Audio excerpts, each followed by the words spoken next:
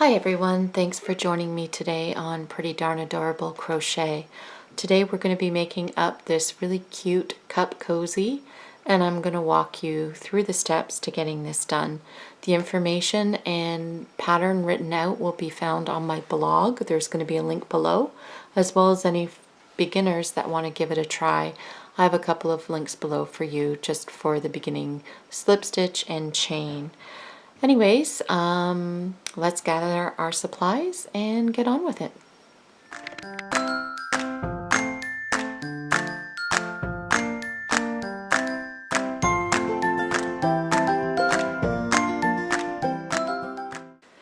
So the first thing you're going to want to do is gather your supplies. You're going to need a small amount of worsted weight yarn, an 8mm hook, a stitch marker, and a row counter. This cup cozy could definitely be made with a smaller hook.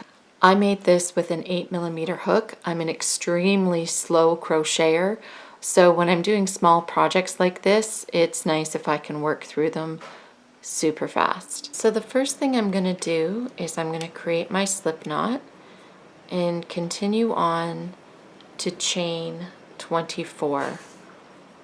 1, 2, 3, 4. I'm going to meet you at the end of the chain. Okay, so I have completed my chain and I've gone across and I've just double checked and counted all my chains to make sure that I have 24. If you're pretty new to crochet, make sure that you do not include the loop on your hook in that count of 24. Just each V down, so 24. So the next thing that we're going to do is very carefully, we're going to form a loop and join that together with a slip stitch. Now you want to make sure that your chain is not turned or twisted in any way. It should lay nice and flat like that, and we're just going to take our yarn over and slip through both the stitches. Okay, and now you've formed the base of your cup cozy. This cup cozy is worked from the bottom up. Okay, now that the ends are joined with the slip stitch, we're going to chain 2, 1, 2, and we're going to work a half double crochet in each chain around. And at the end of the round, we're going to count and make sure that we have 24 stitches. We have to have 24 stitches or this pattern will not work. It's got to be a multiple of 2. So I'm just going to finish off round 1 and I'll meet up with you at the end. Okay, the last 2 things I'm going to do in round 1 is mark the last stitch with a stitch marker. Oops, I'm going to put this in here, because that becomes very important when we're doing round 3, and we're going to just join with a slip stitch here. Okay, and then we're going to chain 3. 1, 2, 3. We're going to turn our work. Now this chain 3 actually counts as your first double crochet in your first chain 1, and what we want to do now is skip this first stitch. And I put the stitch marker in it because it can become tricky when you're chaining and you're joining with slip stitches. So we're going to skip that stitch there, and we're going to start working into the next stitch with your double crochet and chain 1. For every chain 1 that we're doing, we're skipping the stitch below. Then we're going to move on to the double crochet, chain 1, and we're going to skip this stitch here and work the double crochet into this stitch here. So you can see we are creating these chain 1 spaces. So you've got chain 1, double crochet. So oops, you just work that all the way around. Okay, so I'm going to meet up with you at the end of round 2. I have just finished round 2, and before I join to my chain 3 space here, I want to count my stitches and make sure I have 24. If you remember at the very beginning, this chain 3 actually counted as a double crochet and chain 1 stitch. So a quick way of counting with this particular texture is to count by 2s. So this is going to be considered 1 stitch. The chain 1 is 2 stitches. So 1 and 2. So what I do when I'm working with this stitch is I just count each loop at the top as 2 stitches. So we have 2, 4, 6, 8, 10, 12, 14, 16, 18, 20, 22, and then this is going to be 23, and then my chain 1 up here is 24.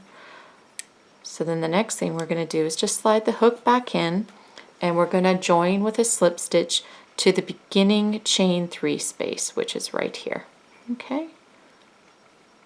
And then at the end of round 2, we're going to chain 1 and turn. Okay, continuing with rounds 3 through 7, this without a doubt is when I get the most emails from people telling me that the texture isn't working out and it's got holes in it. The reason is that people want to work into this space here. That's not how we're doing it. We work in the the stitch below the chain 1 space.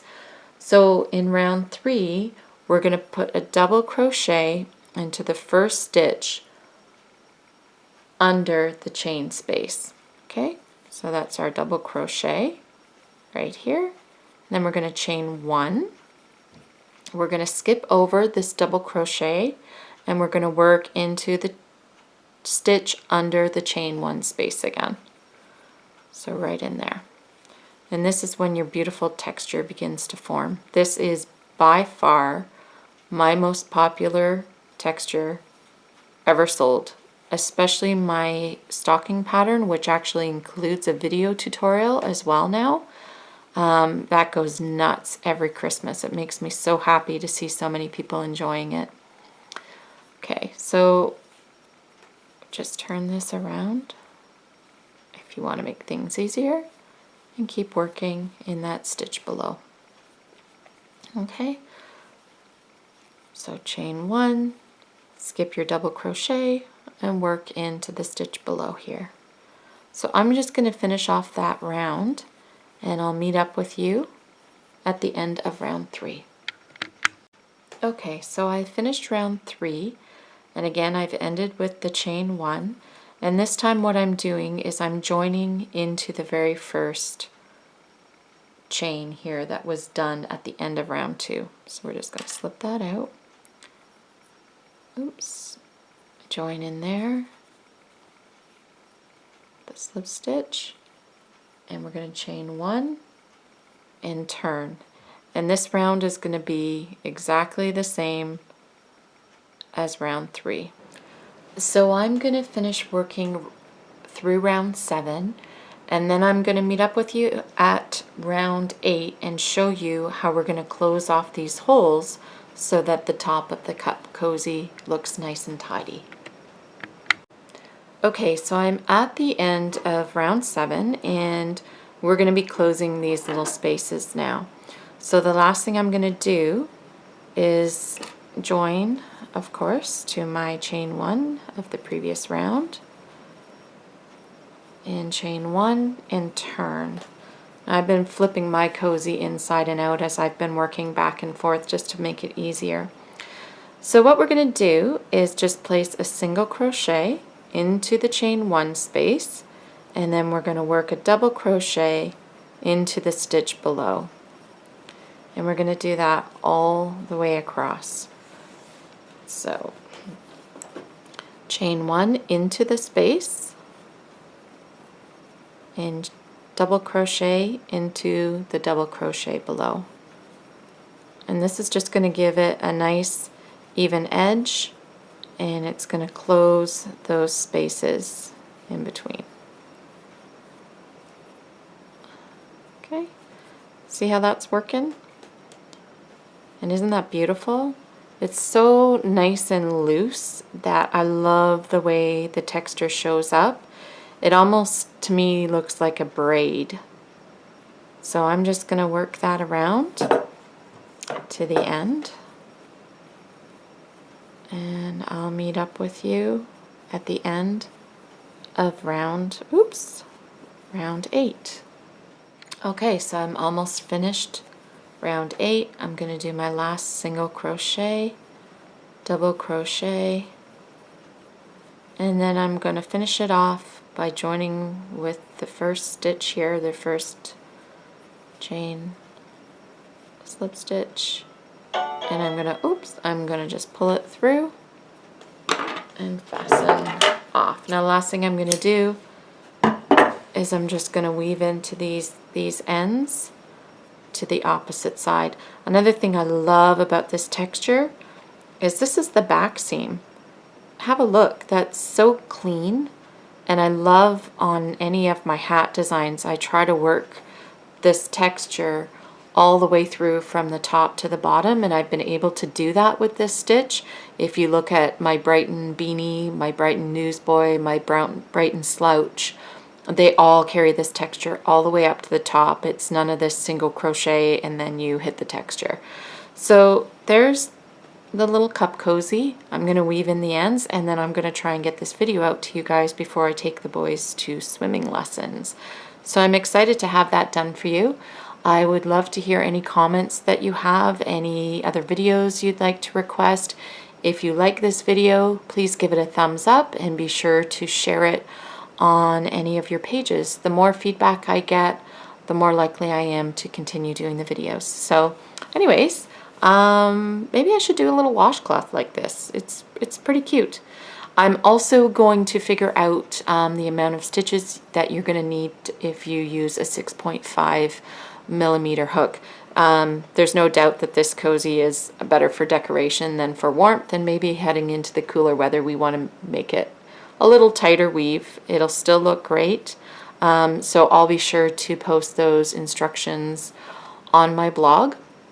So you will find a link below for instructions to this cup cozy, and I will also put a link for beginners for the slip knot and the chain to get you started. Okay, so I hope you all enjoyed this, and I hope you make lots. And if you do, make sure that you tag me on Instagram. I'd love to see what you make. Thanks, guys.